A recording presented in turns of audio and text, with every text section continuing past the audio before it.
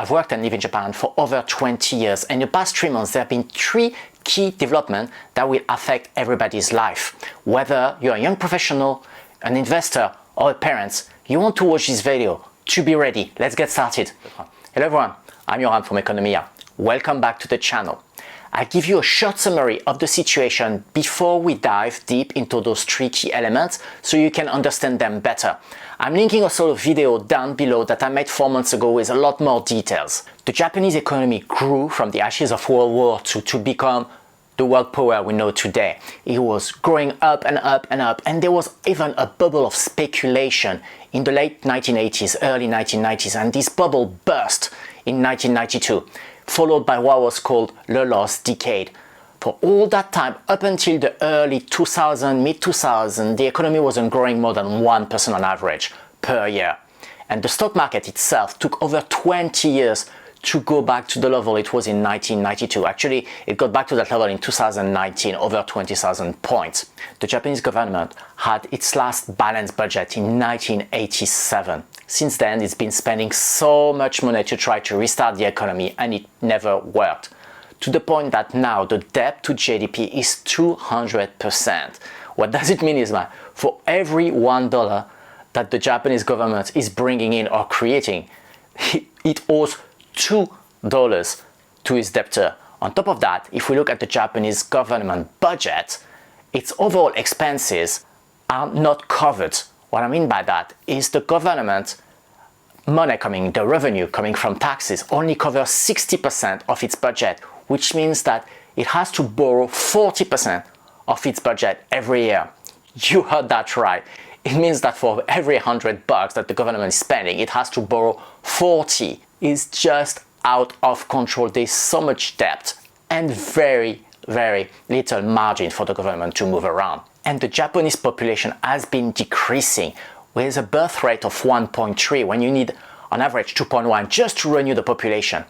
It's set to lose almost 1 million people per year for the next 10 years. So we are really a big issue of a population not growing. Even if everybody was having 3 children, it's going to take another 20 or 25 years for those people to hit the age of working, right, and to be active in the population. So basically there's a crisis of worker, whether you're talking about IT people, nurses, construction worker, anybody you can think of.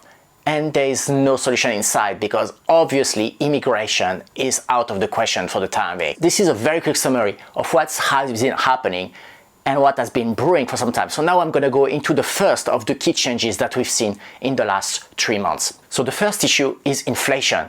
And you're going to tell me, everybody has inflation, and you're right, especially for Japan, had no inflation for almost 20 years, right? Everybody was so happy because the target is 2% for the Bank of Japan.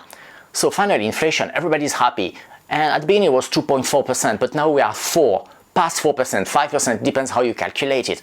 And it's been very tough because the Japanese household haven't been seeing any increase in their income for as long. So everybody has really been feeling the pinch. You're going to tell me it's the same everywhere. What is a bit different from other countries is that none of it actually can be managed by the Bank of Japan or the government.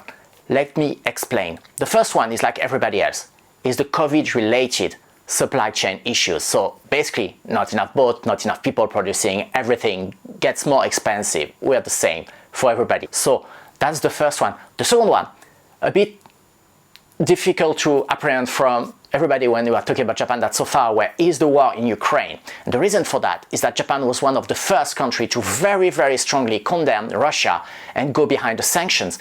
And Japan has been buying a lot of gas and a lot of oil from Russia. It's very close by. It's really a neighbor, literally.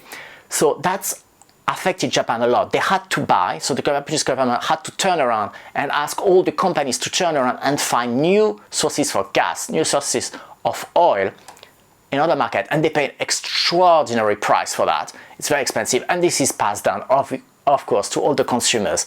And that's really pinching their household and really eating at the saving rate that's already relatively low compared to what it was, and also to the potential money for consumption, knowing when the domestic consumption represents 57% of the GDP of Japan, it's going to have an impact on the overall economy and really slow it down. The last one is actually the Fed. the US Fed, because the US Fed fighting inflation, we all know that the rates went up very fast.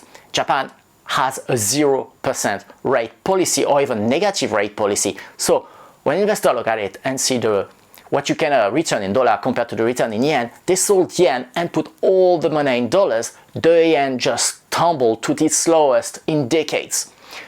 Automatically, all the imports became so much more expensive. We're talking 30%, almost 40% more expensive at one point.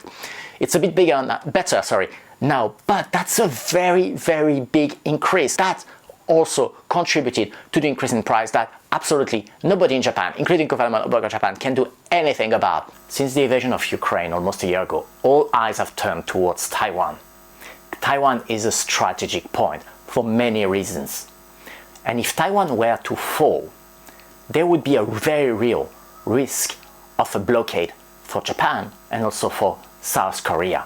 A lot of imports are going through the Strait of Taiwan and the South China Sea.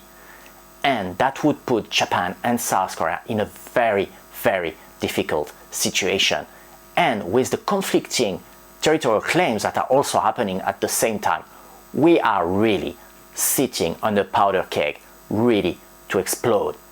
As a result, Japan has announced the biggest military budget increase since World War II. This could actually lead to an arms race around the region. And with the existing security pact between the US and Japan and also South Korea, this could lead everybody into a crisis and an actual war if anything were to happen. So as you can see, tensions are very high and everybody here is thinking about that. That being said, I can see three big issues for Japan with this move, and everybody is also thinking about it. The first one is that Japan has a dwindling population, as I mentioned, so actually not that many people are available to join the rank of the military. The second issue is the Japanese military hasn't fought any war since 1945, so it has a lot of resources and it's quite big on paper, but we don't know if it's actually an effective fighting force. The third one, linking to what I said at the beginning about the overall situation, is that there is no money in the budget. All this increase in spending is going to lead to increased taxes, and we're hearing talks about increase in the VAT, and people are not happy about it. The reason for that is the last time we had an increase in the VAT, it was in 2019. This led to a big slowdown in economic activity, for 2 quarters in a row and a mini recession. Continuing, we have to talk about the Bank of Japan, the almighty Bank of Japan.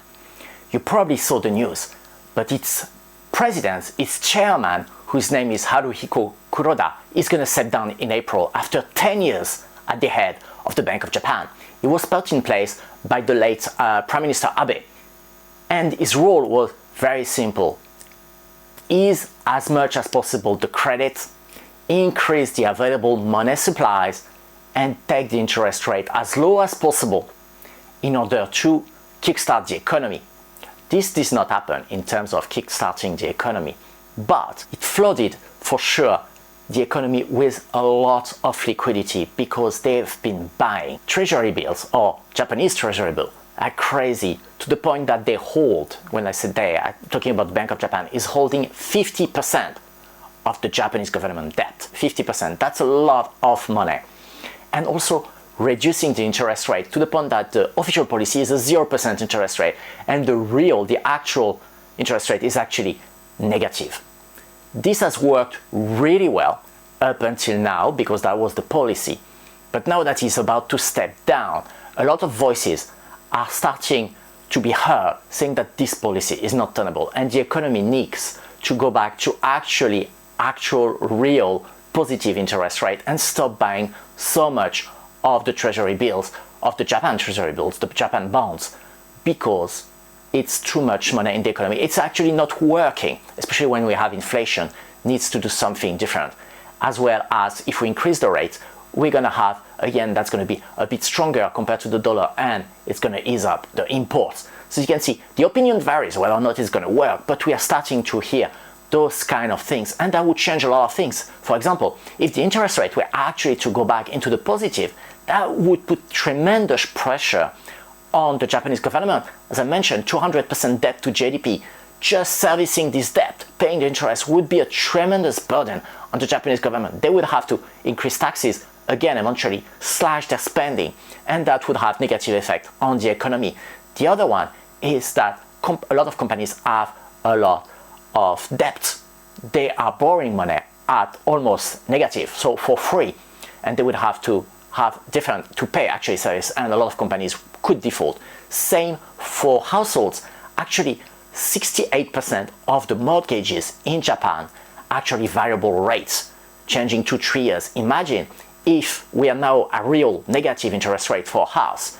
Now, if this was to go actual positive, 0.5, 0.2%, 3%, 3.5%, like we're seeing in other countries, some Japanese family wouldn't be able to pay a mortgage and would be defaulted on their mortgages. This would be massive and a big headache from an economical standpoint and a political standpoint. And now you understand why those 3 points that I just talked about are so important. There is no easy way out for Japan as a society, as an economy. And there's going to be suffering. There's going to be definite suffering with all those things coming together, and we're going to start seeing changes probably from April. And if Japan suffers as the third economy in the world, this was going to make all the other economies suffer as well. I don't have a magic wand, and I cannot tell you what to do for sure, besides keeping reserves and keeping informed about the development and the situation. I'm on the front line here in Tokyo, and I'm a bit pessimistic, and I'm a bit worried about the situation, and I thought I could share my insider view with all of you so you can start getting ready. If you want to know more about the background of this all, I recommend watching this video. If you like this video or learn something, please give it a like. Do not hesitate to subscribe for more content to come. Thank you again for watching, and until next time, goodbye.